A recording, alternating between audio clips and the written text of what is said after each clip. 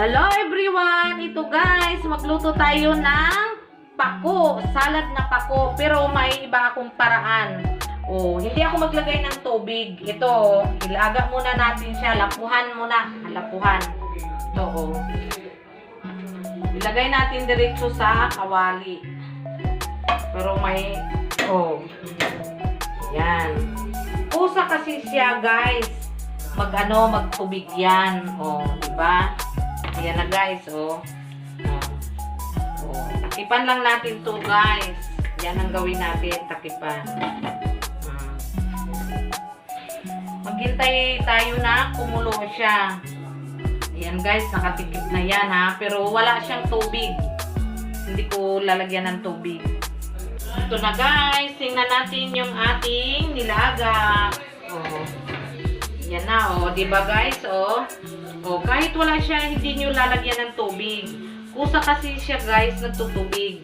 Kasi pag nilagyan mo ng tubig guys,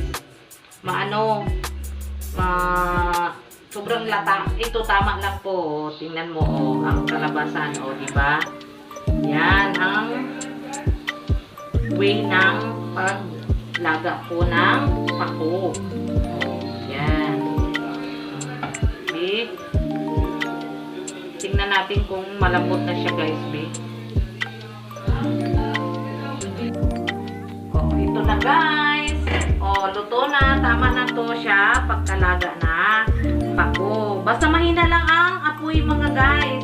Mahina lang apoy ito.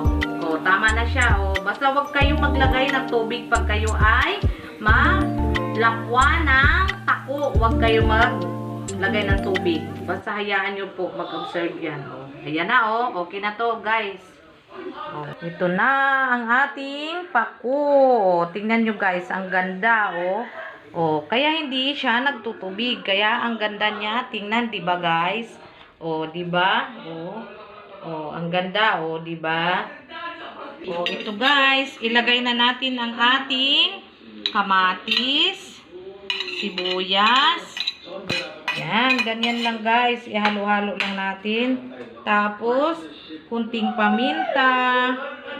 Yan. Paminta. Pero gusto ko damihan ko guys ng paminta. Yan. Tapos, kunting asin. Yan, kunting asin. Tapos, suka. Ayan na guys, ang ating suka. Yan, halu-haluin lang guys. Kasi ayaw ko ng sobrang dami rin na suka. Yung tama lang. Kasi yung iba ayan na guys, ang ating pako salad. It's so yummy. Ito na guys. Tapos na. Ganyan. Thank you for watching. Don't forget to react, comments, and share. Bye-bye. Kainan na.